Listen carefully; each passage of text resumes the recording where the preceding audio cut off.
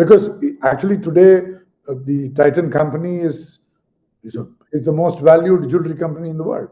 Jewelry is about culture, whereas Tanishq is standing for fashion.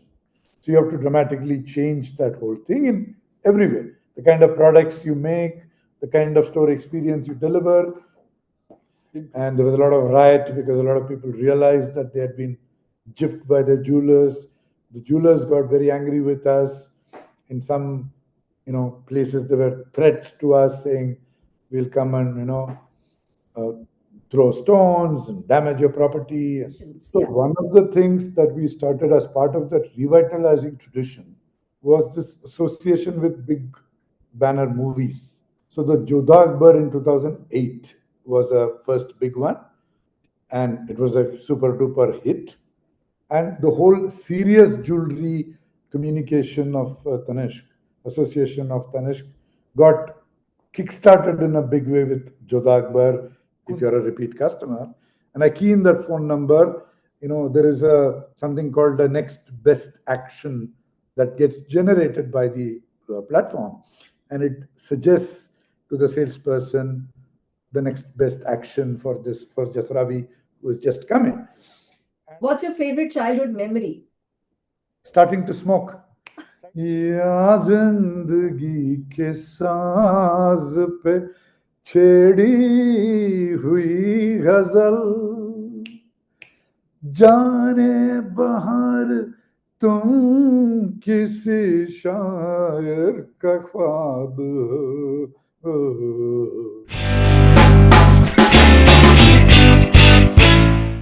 Hello, fellows. Welcome to the next episode of Jagged with Just Ravi. Subscribe to my channel for conversations at the edge with thought leaders from the marketing, branding, and the business world. Conversations that ignite new ideas, ideas with rough and sharp edges. Hello, Venkat. Welcome. It's great to have you on my show. Hi, the pleasure is mine, Jasravi. Really looking forward to this conversation. So, today, dear everyone, we are going to know the journey, the hero's journey, as Joseph Campbell would call it, of the brand Tanishq. Much loved hero here is Tanishq. What was the initial vision and where it landed? So much of that we have ourselves been privy to, but so much we have no clue about. Okay, I am introducing the book here only. This is what you need to pick up to go to the depths. But how about listening from the author and the architect, as he would say, one of the architects? Okay, Venkat, that's all right. It was meant to be Tiffany of the East. What did it really mean, Tiffany of the East? And then the name Tanishq, what impact that made? So what happened was in '92, Mr. Desai, who was the founder, managing director of Titan Company, decided to enter international export of jewelry from India because at that time, the foreign currency situation was not like we have today. So, for supporting the import of components which went into our watch business, we needed foreign exchange. We needed to generate foreign exchange. So, one idea that came, and I won't go into the detail of how that idea came, but the company decided to set up a large manufacturing unit for jewelry in Hosur, which is the border of Tamil Nadu and Karnataka. And that plant was set up to make and export jewelry to North America, to the US, and parts of Europe. But we didn't have any experience in jewelry. We didn't know the customers in those markets. We were supposed to supply to stores, jewelers in the US, jewelers in Germany and the UK, and all that. So we got into it at a certain pace without really understanding what the customers wanted. And it was a very crowded manufacturing supply base already. The Seeps in Mumbai was already well established. They were supplying. So we were at disadvantage to start with, and we struggled to actually make that a success. And after a year and a half or so, we realized that no business was coming our way. At the early stage, there was a possibility to use that plant for making a domestic play as well. But it became imperative at that time because the exports were simply not happening. And therefore, the attention turned to India. And the Tiffany of the East, thinking came because Mr. Desai was a man of that world. He was an Oxford educated MD. He had the finest of tastes, very discriminating person. And his world was, in a way, the world of the West and the finest things of the West. So in jewelry, Tiffany was obviously right up there, and therefore it was like a metaphor for him to create an equivalent in India. The products that this plant was making at that time was those kind of products, diamond jewelry, very Western in nature, very high quality, and therefore the Tiffany of the East fitted that. The products immediately could go with that thinking. Then we set up stores which were very, very elite in their nature, forbidding in their look. So people would wonder whether we can set foot inside. It looks so expensive, and many didn't set foot inside. The advertising was also like that. So, and the name was an exotic Tanishq name. And the starting word was Nishka, which was either a Persian or Arab word for a necklace. And Nishka got modified by Mr. Desai to Tanishq. Nishka became Nishk. Then he added TA and it became Tanishq, and it had a lovely feel to it, sound to it. And the logo that was created at that time, which is the current logo, gave it a beauty even then. So I think it sold itself, the name and the form. And the store was launched with that name, but we struggled because the products were actually not even successful in Germany and Austria and Italy, and we were trying to sell them to Indians. So it was a very, very difficult task. First of all, thank you for your authenticity and honesty in how you've captured the entire journey in your book. And even now, when you're sharing it, Venkat, you've made it very clear that we had not done any consumer understanding or any kind of audience that the product this was for. And of course, cut to, we will come to when an extensive understanding was done and what we found. But till then, elite, distant, adornment, that is what the positioning in all its marketing piece was of brand Tanishq. The only thing that has stayed and worked, if we look at it from the outside, was the name Tanishq with its elegance and beauty and exotic aspect. Then came the challenge of how do we, what is the value proposition of the brand in India? How are we going to talk about it such that it's relevant? Because so far, like you said, it was not getting in customers into the retail outlets. So, what should be the value proposition? And now, if you could share about Karat meter, how did it become the bedrock of the value proposition? What was the thinking behind it? And what impact did it have? How transformational was that? And if you could share any anecdotes, Venkat, of actual conversations like you have captured in the book also. Yeah. So the starting line was one was that it was very European in its styling and therefore not at all relevant for the Indian customer who wanted very ornate Indian jewelry, which is filigree type, which is made in Kolkata typically today. And so in the first 2 years, we realized that we needed gold jewelry, which we brought, but it was still coming in drips and not like a transformational in its scope and impact. And Mr. Desai was also very particular that we didn't become any other 22 karat gold jewelry brand because it was totally in conflict with the Tiffany of the East positioning that we started with. But to understand the strategic thinking that he had, I think he was very right when he was very sure that we needed a very strong differentiating hook for Tanishq and not just one more new brand like other 22 karat jewelry brands. So that insistence that he had in a way helps us even till today. And one of the things that was evident in those days was that much of the jewelry that was sold was under caratage. Because of historical reasons, because Indians were not willing to pay a high making charge for jewelry, and the jewelry industry had to make money by somehow, and this whole undercarriage was one way to keep the making charges low, but and satisfy the customers, but at the same time through the undercarriage make some money so that the jewelers could make money. Otherwise, jewelers would have gone under. So the undercarriage was sort of rampant. And we knew that, but there was no easy way to demonstrate that. And then somebody was in Basel, which is a city in Switzerland, in a jewelry show, and they spotted this machine called XRF, X-ray crystallography machine. And that machine could diagnose metals, alloys, and immediately indicate in a very short time the composition.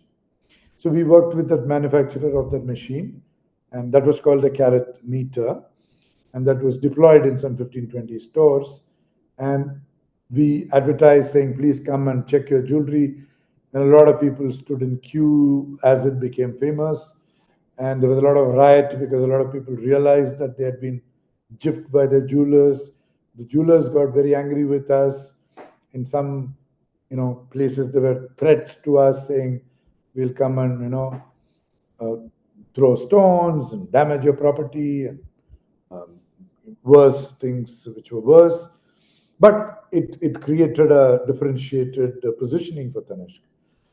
But despite us staying with the carat meter in many stores, we were not able to really capitalize on what next kind of thing. So the carat meter continued, but it still didn't generate the kind of results that it exposed the industry, yes, but all that seemed to happen at that time was people would come, uh, check their jewelry, get angry, and walk away, which is what happened when Jacob Kurian, who was the chief operating officer from 2000 to 2003, in the early days of his career, he was in a store when a customer came and she was charging off angry, and he stopped her and said, look, what happened? Why are you angry? And she said, look, Tanish seems to take a lot of delight in making us feel bad, because all you're doing is asking me to come check my jewelry, and it turns out to be bad, and then you're not providing any solution. Now what do I do now, right? So that's when then they so Jacob said, yeah, I mean she's got a point. And the team brainstormed, innovated, and then came up with an exchange policy that okay, you got 18 karat or 19 karat gold, which you bought from somebody else. Now we will take it, we will give you some discount in a way, and you pay some, we pay some, and we'll give you, in return, pure 22 karat Tanishq, and use that to actually grow sales, get customers. So Yeah. that was the turning point, which is called 19 equal to 22. Basically, it was up to 19 carat, we will value it as if it is 22. So, which means if you have a 20 carat or a 21 carat, we will value it as 22. But if you had an 18 carat, then you pay for one and we'll pay for the three, kind of thing. uh, and that really hugely changed the game. Even today our exchange is about 30%, 35% of sales. Wow, wow, that's wonderful. After that, around that time, you became COO at Titan, and you have noted in your book that Harish Bhatt, before leaving, told you that Tanishq is a much loved brand, but it has not yet captured the heart of the jewelry market, which is the wedding market.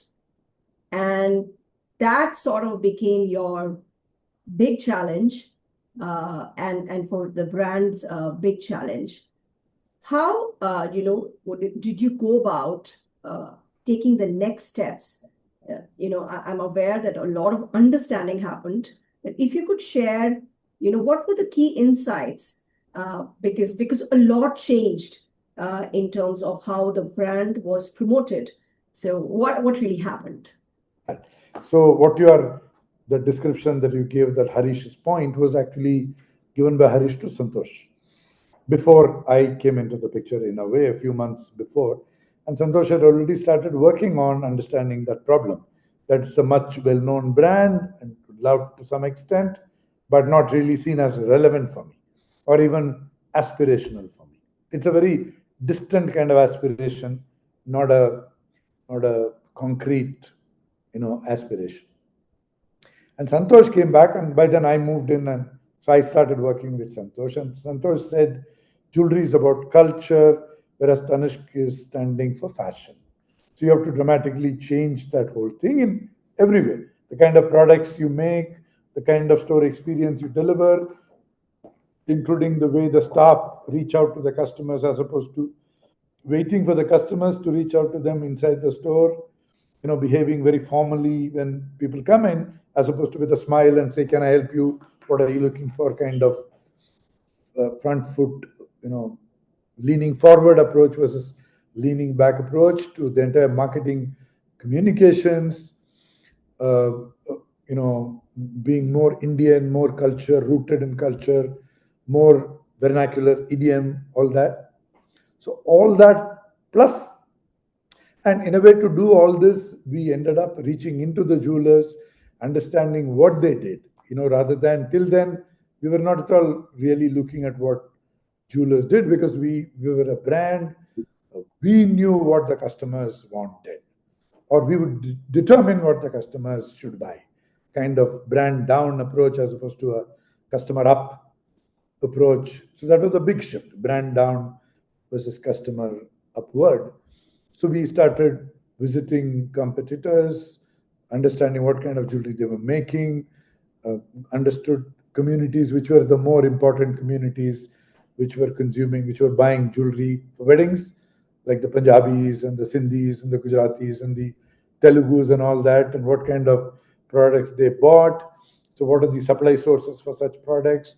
So, it was quite a, I mean, it was many years in the making, honestly, between 2006 to maybe 10, 11 at least, by the time we had. But every year we were growing because we were doing many things in that direction.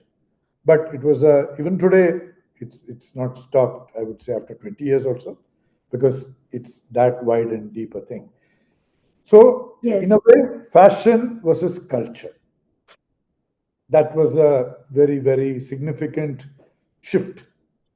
And you've noted in the book that Santosh and I guess the brand consulting also utilized Usha Balakrishnan, who was a historian, Santosh jewelry. consulted multiple people. Yeah, then Asima Khaparkar, which was a semiotician.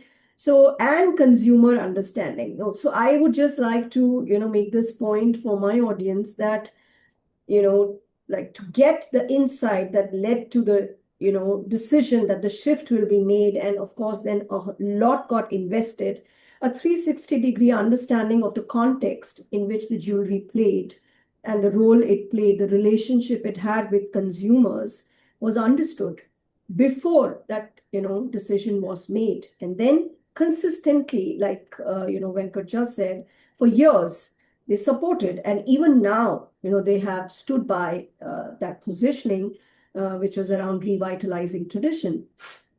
And there was another, thing, Venkat, that you have noted in your book that I found very compelling was that, the understanding that Tanishq seems to be like an outsider right now. It is like doing its own thing, but it is playing as if it's an outsider and it can change the game only if it's an insider, and it has to have its own take on, you know, what tradition is going to be. So if it doesn't want to be the traditional brand, like the, jeweler, what is it going to be? It has to have a take on it, because otherwise it will stay an outsider. So, that's so huge. Because I was talking to Santosh the other day, and he was said that insight we had got from another study, that, only insiders can change. They are given the permission, by the society, that, okay, come, change, you are one of us. So, this is a huge, and beautiful example of an Indian brand that course corrected and, did it so beautifully. Quickly share two examples of the first one was the first film that we made on the revitalizing tradition, and that was in 2007, where you show a early 30s Bengali household where the young woman uh, is shown running down uh, the staircase, and she does pranam to the in-laws. She passes through the puja room and she prays to the god, and then she comes and sort of plays with her son for a moment, and then meets her husband, and there is a wonderful vintage car, and they get into it, and it's got the home is a huge home and big driveway and all that. And before they get out of the bungalow, the compound, she asks the husband to stop the car, and she takes over the wheel, and she drives the car, and the husband is watching, and the mother-in-law, husband's mother, is watching from a window upstairs, and very appreciatively she's very happy that the bahu has actually done that. So till then it is the tradition. The bahu was doing all the right stuff. She was wearing a beautiful necklace, which is the insider part in a way, and her behavior was the insider part. But the final twist was the progressive woman part. Similarly, in 2013, wedding jewelry, but it's second marriage with a child already. So therefore, wedding jewelry is the insider, second marriage is the difference. Yeah, so beautiful. Venkat, none of us can forget the ad. It created such a lot of stir. And every aspect, was carefully chosen, and you've described it beautifully in the book. Symbolic. Everything is symbolic. I remember Gauri Shinde, who's Balki's wife, happens to be Balki's wife also, Yes. but a filmmaker. So Gauri Shinde directed that film, and the whole dusky complexion of that bride. And in 2013, it was quite a where every fair and lovely was the world of India, in a sense. So dusky complexion, second marriage with the child, So Is really, really, a forward, progressive ad, and done so, subtly, it's so matter of factly, so reassuredly, that it got celebrated by everybody. and even later, for example, we launched our first gold collection for Diwali called Divyam, and Divyam was launched in 2015. Very, very traditional inspirations, but the expression of the jewelry was quite contemporary. And I remember we had a stunning picture of Deepika Padukone. She was the face of Tanishq at that time, and she was wearing I think, a khaki or a bottle green turtleneck top. So very Western outfit, and she was wearing this very elaborate gold necklace on top of that. So in a way, therefore, insider tradition, even though the product was expressed in a modern way, but you see that it's a very traditional gold jewelry, but you're wearing it with jeans and a turtleneck top. So that fusion, and a very modern uh, lady like Deepika Padukone is. So that's therefore the Tanishq difference is that. So you are playing in the center of the market, but you are playing it differently. Yes, absolutely. So we will get to the Divyam because there itself, the collections for Diwali itself, there was a lot of action. But we will stick around for the weddings because there is a little bit more we want to understand and highlight here. So when you did this whole revitalizing tradition and having an offering for weddings, so it's not any, now it's not adornment jewelry, it's jewelry that families invest in, save in for years, and it will have investment value, it will have legacy, it will be, it'll have emotion, like that Mangal Sutra mein quote, it hurts, so it can't be that. So there's a whole lot of jewelry just for weddings. And of course, then a sub brand as well, Rivah, that stood for just wedding jewelry. So this was like a huge investment in thought, belief, and offerings. And I believe the experience of the retail also changed. So coming to the heart of the market, like the one big challenge. Challenges that we had was we were a premium brand, and therefore the parents, uh, from a rational making charge store of value point of view, we had a barrier to cross.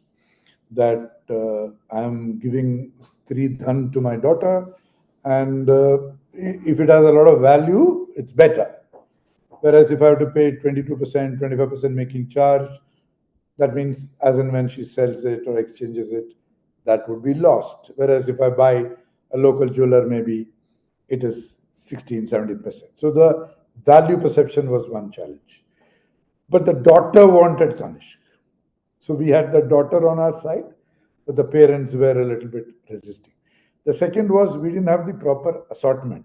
So if there are 17 different items which a Telugu bride needs to wear for 2, 3 events in the wedding, did we have all? We didn't have all because our understanding of the Telugu culture was limited. So all that was starting to happen. So we had, deep work that teams, the merchandising teams, had to do to understand and pinpoint those 17 items for the Telugu bride, the 21 items for the Punjabi bride, and so on, and then work with manufacturing to identify the sources, vendors who are scattered, maybe somebody in Sholapur who's very good in Mangal Sutra, and Mangal Sutra is a big thing in Maharashtra, for example. So I think over the next few years, that entire pinning down the community-wise assortment, identifying the sources for that, uh, pricing them right, uh, to some extent psychologically also, to have some signaling of value with some products priced appropriately and all that, so that people get a perception of an overall value. You make money on some, you lose on some kind of thinking. And of course, marketing that, creating zones in the store which bring alive that wedding feeling, creating, and we had also begun, uh, you know, the concept of what we today call a craft store. Okay, so the craft store is a store which reflects the culture of that particular city inside the store. And we started, for example, in our Kemak Street store in Kolkata, we have a huge mural as soon as you enter, which is the mural of a palki and a wedding procession, and a very typical Bengali palki in a wedding procession. So any Bengali coming in would immediately associate that, I mean, understand that and rub off on Tanishq, and a feeling of it's my brand, it's coming close to me kind of thing. And then you go and discover all the products which are including a shaka pola and all that, which is a typical Bengali product. And the marketing communication also, we ended up partnering with Bengali actresses. We ended up making jewelry for the Durga during the Durga Puja time, and in a way going deeper and deeper into the Bengali culture. and celebrating the Poila Boishak, which is the Bengali New Year, and going to the homes of Bengali customers and celebrating. So, we did a huge outreach because the whole connection between the store staff and the customers is another huge story that Tanishq has over the last nearly 20 years now. 2008, we started that, which is something that we learnt from the jewelers, but we have now accomplished it at scale to the extent today that each salesperson has got so many customers who are personally known to him, who and the customers call them to their homes to celebrate, and we go to their homes to celebrate their birthdays. And there have been many customers who break down because their children are living in the US or in the Gulf or wherever on Poila Boishak or on Onam or any other such symbolic festival days. Our staff are there, or on birthdays we are celebrating, cutting cakes in their homes or calling them to the store and cutting. So in a way, building relationships with our customers began in a very, very systematic way at scale. So, and it continues to today, till today, because the more we go deeper into smaller and smaller, and because there are so many towns to be conquered yet, and even within the existing cities and towns, the scope for expanding our share is still, and so now it's called winning in many Indias. That is the title to that strategy today in the last 5 years, and that winning in many Indias is essentially in the wedding market.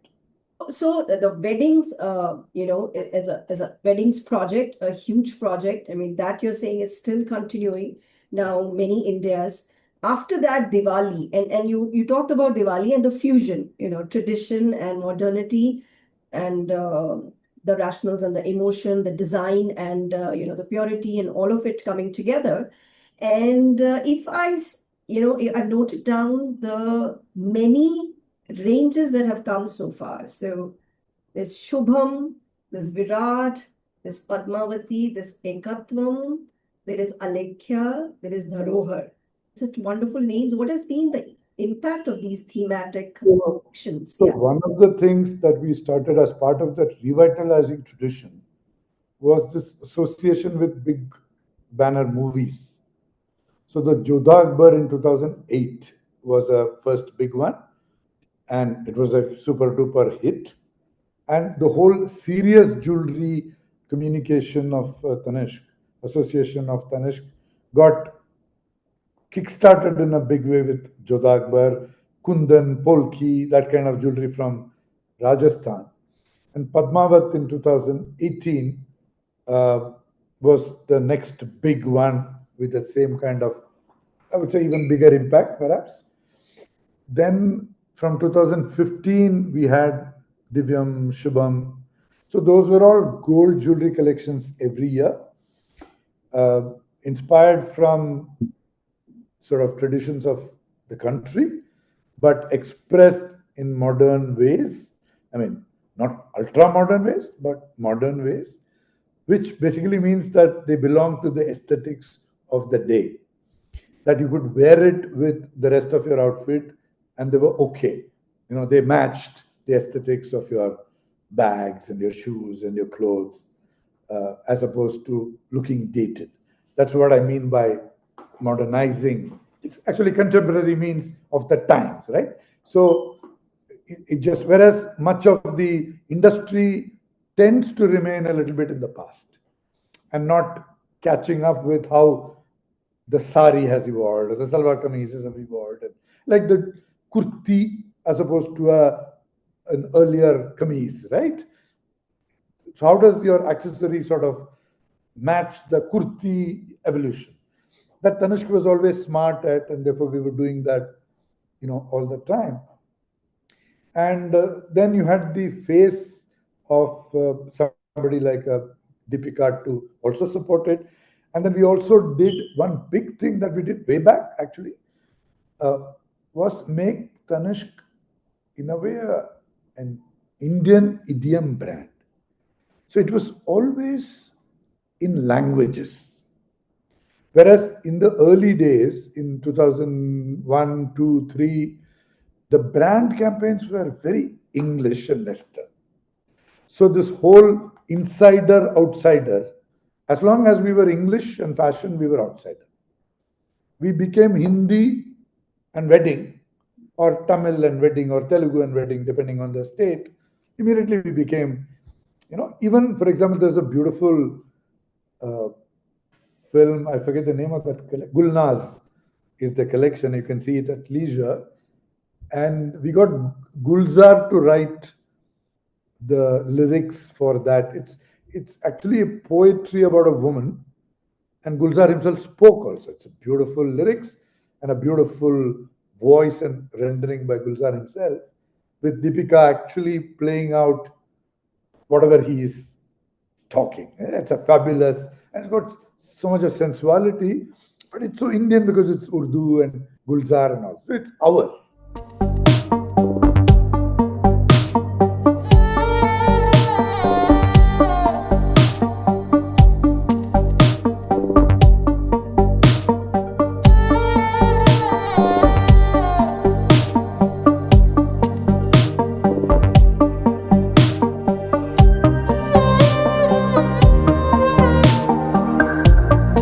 उजले बदन पर हीरों का जेवर,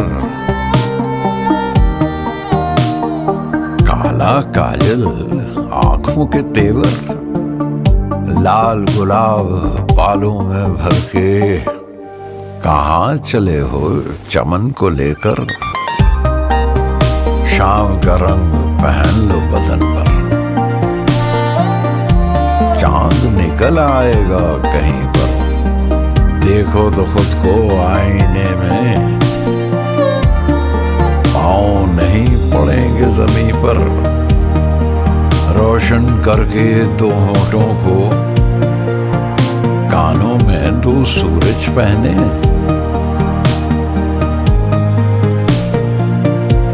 artist हो तुम कसम खुदा की, कहाँ से लाते हो ये गहने। Gulnaz by Tanishq.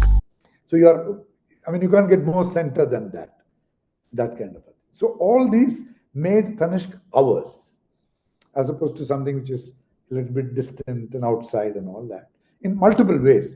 Like when the sales staff approached you, talked to you, like we used to make payasam, which is a kheer, on Onam Day, and then Bombay deliver it to Malayali customers.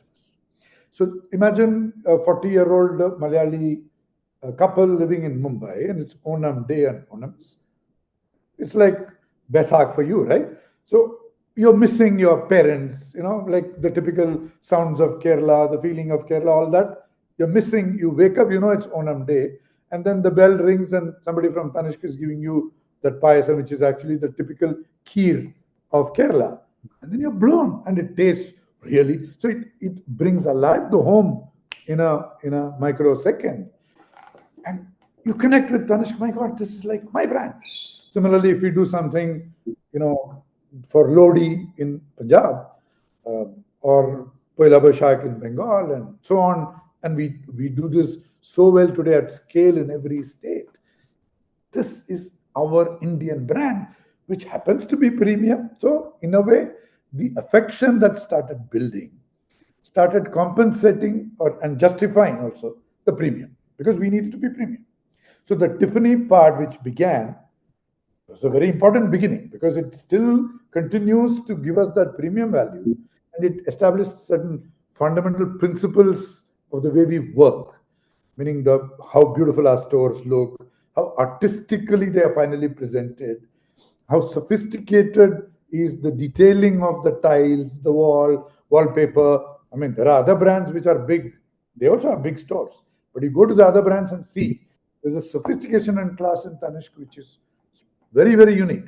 And that all began from that whole Tiffany thinking. So beautifully explained. And that's what, when you were talking about the impact the brand name had, that impact stayed.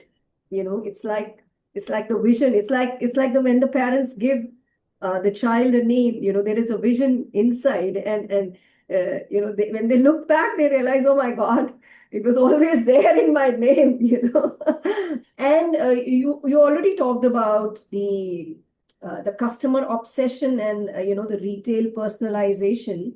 But something that you mentioned in the book, Venkat, that you did it very differently than how most players do is you let it be you let the retailers play a big role there. So even when the data capturing became a big thing, much before that, that whole understanding of what music people like, or not just their special days, but their tastes and other whims, all that got captured in a big way with the retailers, and they were given freedom to act on it. Like there was this story where people were sent Muhammad Rafi CDs on their birthday. Do you remember any other hilarious stories? Very nice challenges to have because of the customer obsession, or any processes that you had built that that were really cutting edge at that point in time.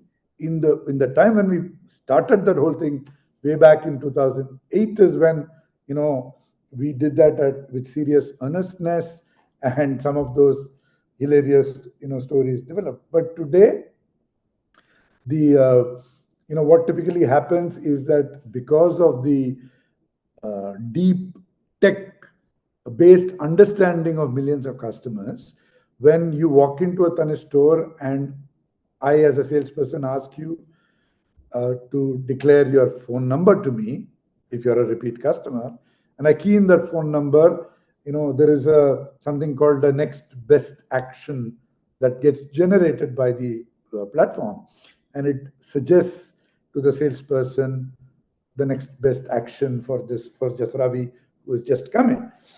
And in a way, because of data mining that we are able to do, the overall satisfactory dealing or even delightful dealing of you happens because, like, it is very possible that tomorrow is your birthday and you have come to the store today, right?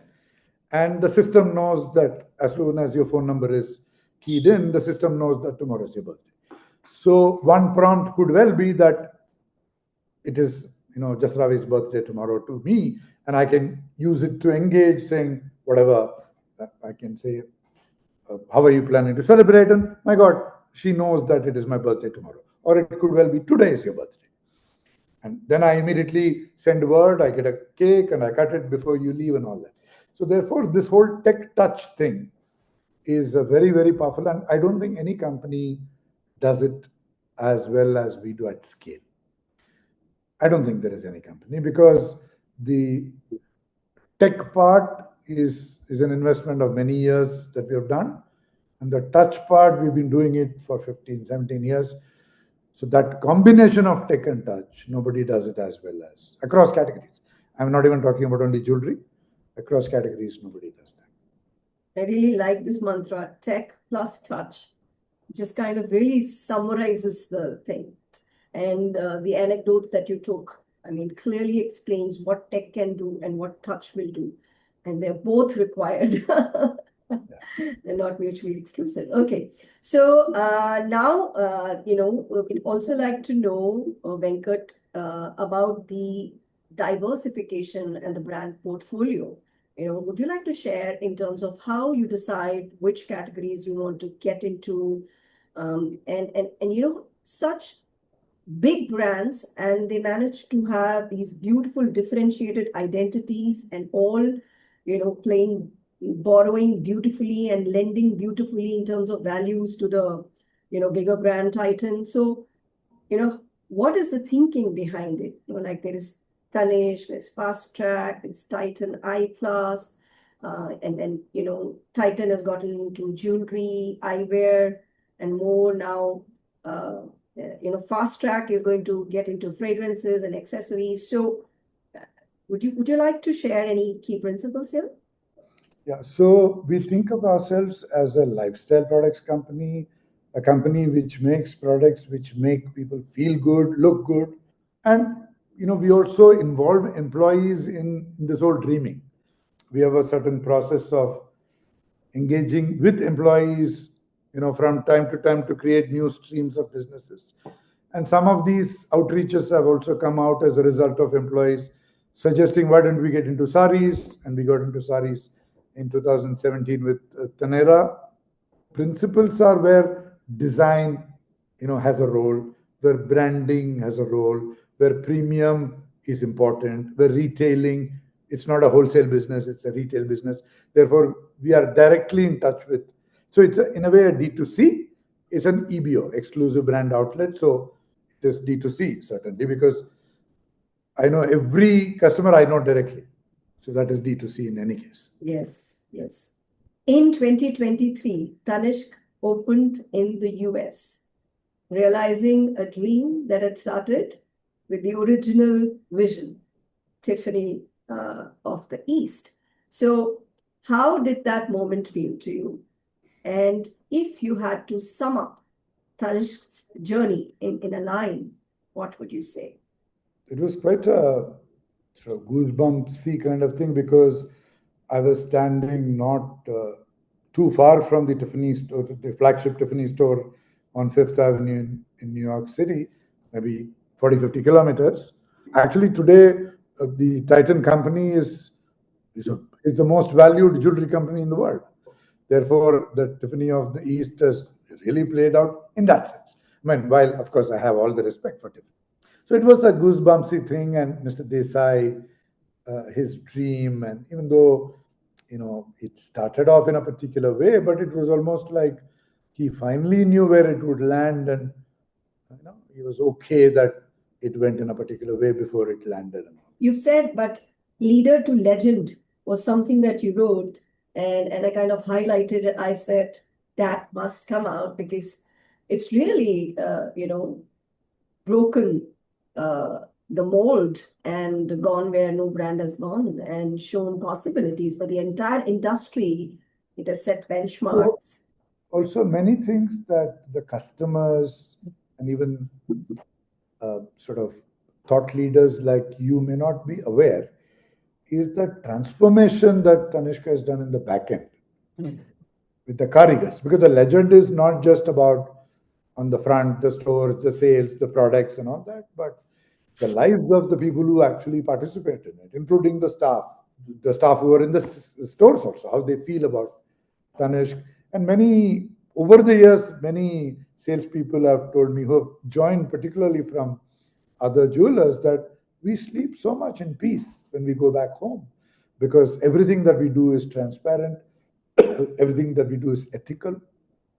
So that is the legend part of it. So that's amazing. And so, it took culture, it took values, it took vision, it took a great team, great leaders, it took consistency, it took so much for us to have a brand Tanishq. So thank you for that, because we feel proud.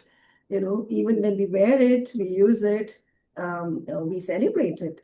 Before we get into the next section, is there anything else you want to say looking back? Because you when you shared about Karigars, I remembered how many new practices because when you wanted to do fusion for a region, you would get Karigars of another region who had the skill of doing a particular thing, and you would transport many of them and create conditions, and then have a new process given to them and whatever they needed, and then so that the fusion could happen. I mean, like I was telling you, there should be a documentary made. I don't know if you're aware that the Titan story is being made into an OTT series.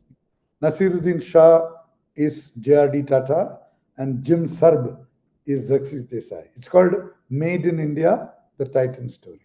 So that is already under production. Anything else looking back on your life, looking back on your career, vast and rich career? I never imagined, like I've written in the dedication in the book, that dedication reads, this is to Mr. Desai, so and so, so and so, who threw me out of his room on a rainy July afternoon and totally changed my life forever. That I can't imagine that I'm sitting in his chair today and he threw me out saying, "How dare you leave family?" When I was contemplating leaving Titan in 2000. And I came out of the room jolted and said, "My God, yeah, how dare I leave? How can I leave family?" And I stayed back. And of course, I didn't even imagine that I would sit in his chair at that time. Rapid fire, Venkat. Oh, okay. Alternate profession could have been? Photographer, What would you do on Mars for fun? run around. As per your wife, your most often used phrase? I want to sleep. A book you'd like to gift to all your friends, cannot be your own. Justice by Michael Sandel. What's something new happening in your life right now? I want to learn rollerblading. What's your favorite childhood memory? Starting to smoke. Childhood memory or, I mean, adolescent. Chalega. If you were to devote the rest of your life to philanthropy, what cause would you choose? Girl child education. What's your greatest joy? Being with people. How would you like strangers to remember you? As the nicest guy they met. What's a lesson that took a long time to learn? Be tough. What's your jagged edge? Impatience. What's next? Chill. One of my big identities is Venkat, the singer, and Venkat, the shameless, which grab the mic, don't worry about, and also overcome stage fear. The first commercial that was created for Tanishq in my time was created with a song as a brief. I'm talking about 2005. And it's a Tamil song. And told him, "You make a film with this for this song." And he created a film, Tamil commercial, which did very well. So later on, he told a creative director, Geeta, Deepa Geeta Krishnan, that there is this guy called Venkat who you'll meet, and his briefs are songs. And Deepa was wondering, what is this way of giving a brief? You give a song and say, now create a movie, add film for that. And Deepa reminded me when I was interviewing her for the book 2 years back about this, what Balki told her before she met me in 2007. So after that meeting, I thought about it and then I wrote a song. I wrote a film with a song in mind. And the script for that film, it was set in the 10th birthday of a couple, anniversary of a couple. चौदहवीं का चांद हो या आफताब हो, जो भी हो तुम खुदा की कसम लाजवाब हो,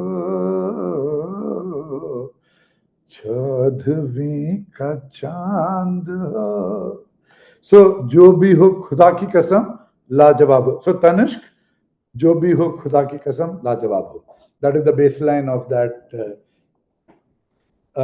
commercial, where this phrase,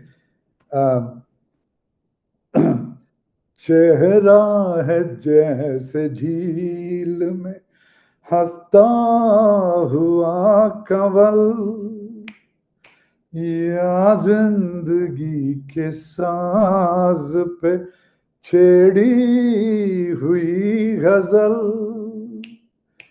जाने बहार तुम किसी शायर का ख्वाब हो, चौदहवीं का चांद हो या आफताब हो,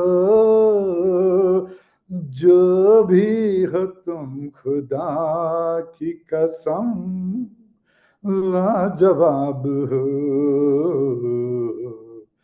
चौदहवीं का चांद हो. So much emotion in it. Venkat, I'd request you to share anything about the book if you want, or if people want to reach out to you, what's the best way? Any online address, email, anything you want to share here? Yeah, you can certainly write to me at venkatckv@titan.co.in to be in touch. Yeah, I would certainly love you to read it, because apart from being the story of Tanishq, which is of some interest, yes, but more than that, it is a story about creating an organization of a certain kind.